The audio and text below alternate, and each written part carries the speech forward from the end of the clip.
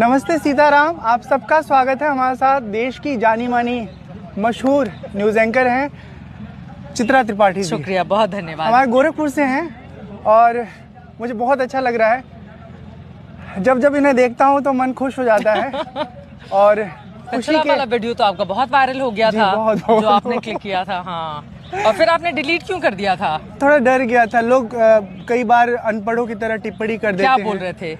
वो कह रहे थे कि एक साधु को इस तरह की बातचीत में नहीं जाना चाहिए, लेकिन मेरा मानना है वो मेरा अतीत था ना। विद्यार्थी जीवन में किसके मन में आकर्षण नहीं होता? कोई भी साधु हो उसको झूठ तो नहीं बोलना चाहिए। नहीं बोलना चाहिए। तो आपने क्यों नहीं लिखा आप डिलीट करने? कोई साधु कैसे डर सकता है लोगों की टिप्पणी से? दुनिया से थोड़ा डरना पड़ता है। आप डरेंगे तो फिर कैसे चलेगा, बताइए। अच्छा, आप कैसी है बताइए? मैं एकदम बढ़िया, अच्छी। गोरखपुर की यादों के बारे में कुछ बात करें। गोरखपुर की यादें तो घर है गोरखपुर, भाई बहन मम्मी पापा सब लोग रहते हैं, आना जाना लगा रहता है। गोरखपुर की एक एक खबर मेरे तक पहुंचती है, तो वो यादें नहीं, वो मेरे साथ चलता है गोरखपुर हमेशा। आपका जो पूरा सफ़र है वो बहुत संघर्षों से भरा है। मुझे बहुत सारा दृश्य याद है।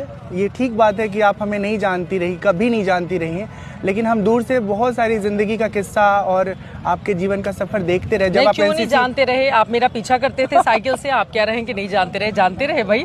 जब मैं बताइए अपनी कहानी, खुद ही बता दीजिए। जो डिलीट करना पड़ा था आपको? मैं जो है जेडी में था। हाँ, जूनियर डिवीजन में। और आप एसडी सीनियर में मतलब हाँ। उसमें मिला था बीए वाला सीनियर जो होता है, तो करीब 3 साल का फासला था। बट लड़कियों की उम्र पता नहीं चलती। चित्रा जी आई और हमारा 44 बटालियन था।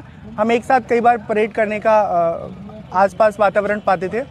तो जब ये परेड करके निकली तो उसी समय मैंने सोच लिया था कि आज मैं फॉलो करूंगा कि ये देखते हैं किस तरफ रहती हैं, कहाँ जाती हैं। जब आपने चलना शुरू किया तो पीछे पीछे हम चले, और जैसे ही आपने ना विश्वविद्यालय के प्रवेश मार्ग से परिसर में प्रवेश किया, हाँ। मैं अपने साइकिल को अपने घर की तरफ ले गया। मैं एक चीज पूछना चाहता, आप इतने तेज तर्रार हैं, इतना अच्छा बोलते हैं, सारी चीजें, परिवार है, पहले आप बचपन में पीछा भी किया करते थे हम लोगों का, फिर अचानक से ये साधु जीवन में परिवर्तन कैसे हो गया? कुछ पता नहीं चलता। मुझे एक बात समझ में आ गई थी कि दुनिया बहुत स्वार्थी है। सब लोग अपने मतलब से आपकी जिंदगी में आते हैं और स्वार्थ सिद्ध हुआ सब छोड़ के निकल जाते हैं। आप जिस जगह पे हैं क्या वहाँ पर स्वार्थ सिद्धि नहीं है? हमने देखा है बाबाओं को बड़े बड़े पदों के लिए मतलब हाँ। लालसा रखते हुए, तो क्या यहाँ पर नहीं है स्वार्थ सिद्धि? हाँ, स्वार्थ सिद्धि है सबके जीवन में, पर मेरे जीवन में मुझे अपना भला देखना था कि सब संसार के लोग, रिश्ते नाते लोग अपने मतलब से हमारा उपयोग करेंगे। कल के लिए पत्नी भी अपने मतलब के लिए कहेगी, अगर उसकी जिंदगी की जरूरतें पूरी कर दी तो खुश, और नहीं तो फिर नाराज हो। नहीं, सबको नहीं कोस रहे हैं। हाँ। हम भी कभी कभी सोचते हैं कोई अच्छी सी मिल जाए तो शादी कर लेते हैं। अच्छा है विचार ऐसा अब बना। तो अभी मिली नहीं है कोई? अभी मिली नहीं है। और अपने जानने वालों से मैंने कह रखा कि मुझे 2 ही पसंद है, एक तो IAS IPS और दूसरे जो है म्यूजिशियन। लेकिन IAS IPS में लफड़ा क्या है, वो 8 घंटे 10 घंटे अपने बॉस में फंसी रहेंगी। वो DGP परेशान कर रहा है या SSP परेशान कर रहा है या DM साहब ट्रेनिंग वाले को परेशान कर रहे हैं। हाँ, वर्कलोड बहुत होता है, तो वो थकी हारी घर पे आएंगी, सो जाएंगे। म्यूजिशियन मुझे अच्छा लगता है, वो आपको काफी सुकून देंगे और आपका आनंद भी बढ़ाएंगे। कितना स्वार्थ है आपका इसमें, तो जिंदगी आपको भी पूरा स्वार्थी होकर कि भैया हमको ये IAS IPS चाहिए, वो नहीं मिली तो म्यूजिशियन चाहिए। देखिए दोस्त ना, हाँ। क्या है कि जीवन का विवाह वाला सेगमेंट पूरा स्वार्थ है, पूरा ये एक तरह से जॉइंट वेंचर है, एक उद्यम है। अगर तालमेल के साथ समझ दोनों का ठीक नहीं मिलता है तो जिंदगी के सफर में बहुत तो कब शादी करने जा रहे हैं आप? अब ये तय नहीं है, अभी कोई मिली नहीं है। बस इस कुंभ में सोच रहा हूँ कोई मिल जाए। कुंभ में लोग बिछड़ते हैं, हमने पिक्चर में देखा है। आप कुंभ में ढूंढ रहे हैं? देखिए महाराज जी, आप अपने बारे में बताइए, कितना पढ़े लिखे हैं, क्या करते हैं, फिर हम लोग मदद करते हैं आपको। मैंने बीकॉम किया है, देख के मैंने बीकॉम किया है, और उसके बाद आध्यात्मिक जीवन में रह के पिछले 7 वर्षों में 2008 से 2017 तक का समय रहा। उसमें आध्यात्म, वेद, उपनिषद, रामायण। मैं बहुत अच्छा प्रवचन करता हूँ। एक छोटा सा भजन सुनाऊं? सुनाइए।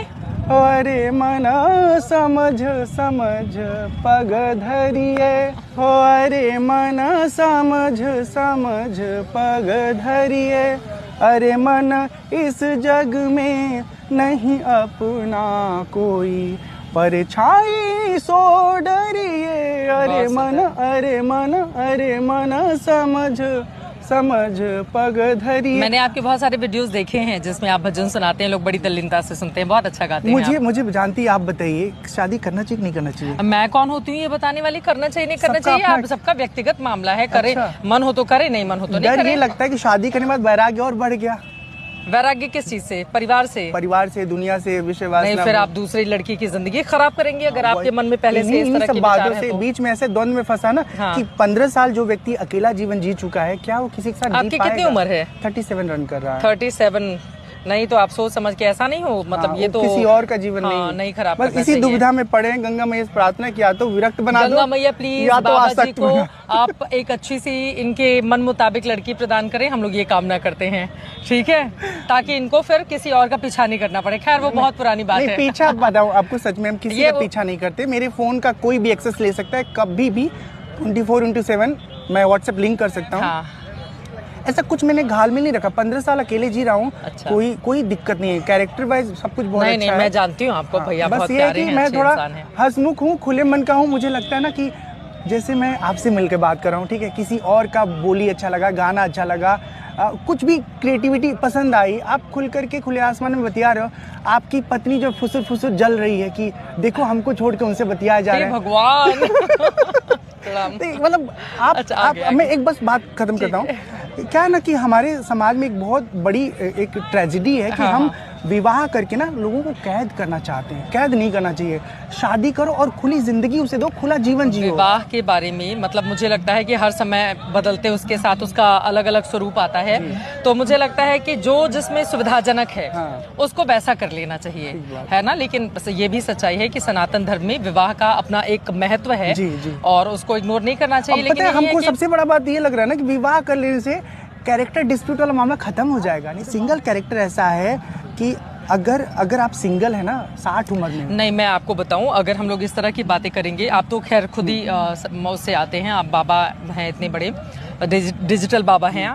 मुझे ऐसा लगता है कि हम लोगों के हम जिस संसार में रहते हैं या जिस सनातन धर्म को लेकर आगे बढ़ते हैं वो बहुत बड़ा है और वहाँ पर एक दो साधु सन्यासी नहीं है, वहाँ पर आपको लाखों साधु सन्यासी मिलेंगे और उन लाखों लोगों में से न जाने इतने कैसे होंगे जिसको हम लोग कभी जानते भी नहीं होंगे, लेकिन उनकी अपनी श्रद्धा है, अपनी कामना है, सनातन धर्म के लिए अपनी लड़ाई है, वो बहुत लंबे समय से उसके लिए संघर्ष कर रहे हैं। और उनमें से बहुत सारे लोग अविवाहित हैं जिन्होंने विवाह नहीं किया क्योंकि वो धर्म की रक्षा के लिए लड़ाई लड़ रहे हैं। तो मुझे लगता है कि अगर हम विवाह को लेकर इस तरह से जोड़ेंगे कि नहीं अगर हम विवाह नहीं करते हैं लोग हमारे ऊपर सवाल उठाएंगे, तो वो तमाम साधु सन्यासी जो अविवाहित रहकर समाज की, देश की, सनातन धर्म के लिए काम कर रहे हैं, तो फिर उनके ऊपर ये सवाल उठ जाएगा। उनके ऊपर सवाल नहीं है मेरा, क्योंकि बहुत बड़ा है और मतलब उन लोगों को कि जो अपने परिवार से विरक्त होकर और वो लगातार धर्म के लिए काम कर रहे हैं, तो उनके प्रति तो हमारी मतलब प्रणाम होना चाहिए। बिल्कुल सही बात है। बहुत अच्छा लगा आपसे बात करके। मुझे भी बहुत अच्छा लगा। आपको बहुत सारी शुभकामनाएं।